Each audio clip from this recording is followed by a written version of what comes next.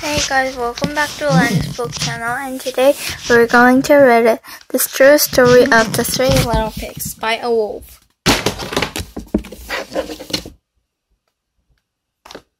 Now let's read it. This is signing dot, and now let's read it.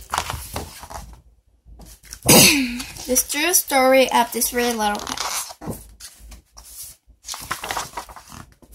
Everybody knows the story of the three little pigs, or at least they think they do, but I'll let you in on a little secret.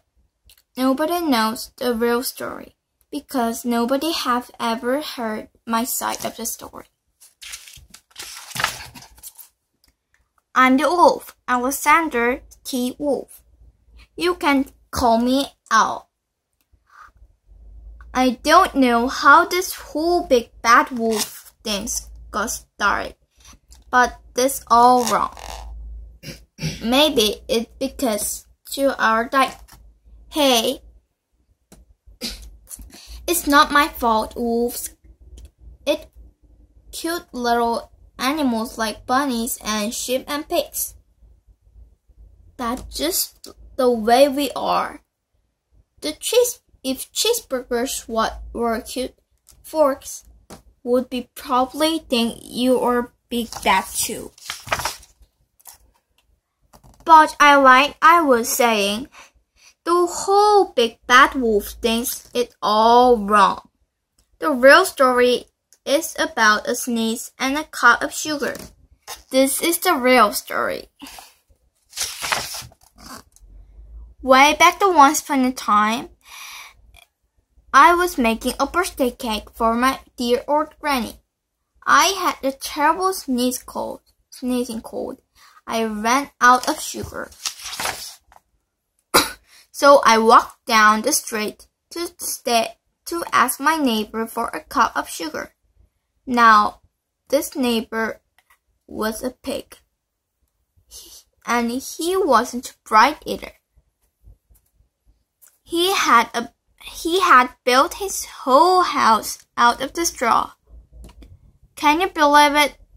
I mean, who in his right mind would build a house of straw? So of course, a minute I knocked on the door. It fell right in. I didn't want to just chuck into someone else's house, so I called, little pig, are you in? No answer. I was just about to go home without the cup of sugar for my dear old granny's birthday cake. That's when my nose started to itch. I felt a sneeze come on. I huffed, and I snuffled. And I sneezed a great sneeze.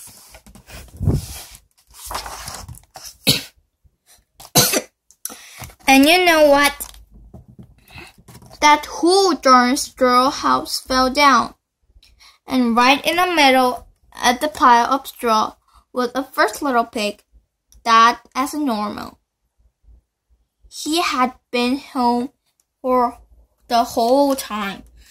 It seemed like a shame to leave a perfectly good ham dinner lying there in a straw, so I ate it up. Think of it as big cheeseburger just lying there.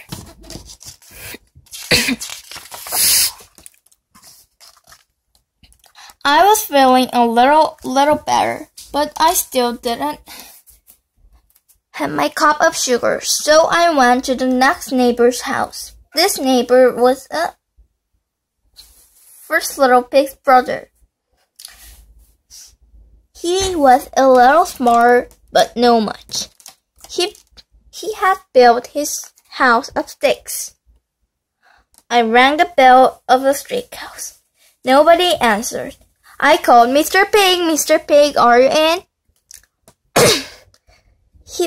He yelled back, go away, wolf. You can't come in. I'm shaving the hairs on my chin with chain.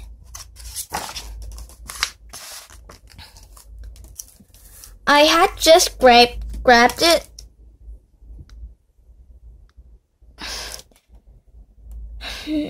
doorknob when I felt another sneeze come on. I huffed and I snuffed and I tried to cover my mouth, but I sneezed a great sneeze. And you're not going to believe it, but this guy's house fell down just like his brother's. When the dust cleared, there was a second little pig that as a doornail wolfed on her. Now you know food was spoiled if you just leave it out in the open. So I did the only thing there was to do. I had dinner again. I think of it as a second helping. I was getting awfully full, but my cold was feeling a little better, and I still didn't have a cup of sugar for my dear old granny birthday cake. So I went to the next house. This guy was the first and second little pig's brother. He must have been a friend of family. He had built his house of bricks. I knocked on the brick house, no answer. He called, Mr. Pig, are you in? And do you know what that rude little poker answered?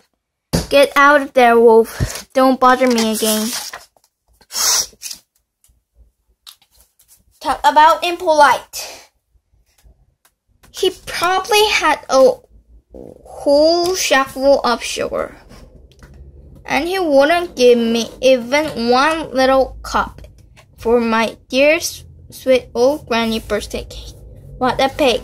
I was just about to go home and maybe make a nice birthday card instead of a cake. Then I felt my cold coming on. I huffed and I snuffed and I sneezed once again. Then the third little pig yelled, and your old granny can't sip of the pain. Now I'm usually a pretty calm fellow, but then somebody talks about my granny like that, I go a little crazy. Then the cops drove up. Of course, I was trying to break down the pig's door, and the whole time I was hopping and popping and sneezing and making all real sense. But the rest, as they say in history, Big Bad Wolf. The news reporters found out about the 2 pigs I had for dinner. They figured a sick guy going to borrow a cup of sugar didn't sound very exciting. So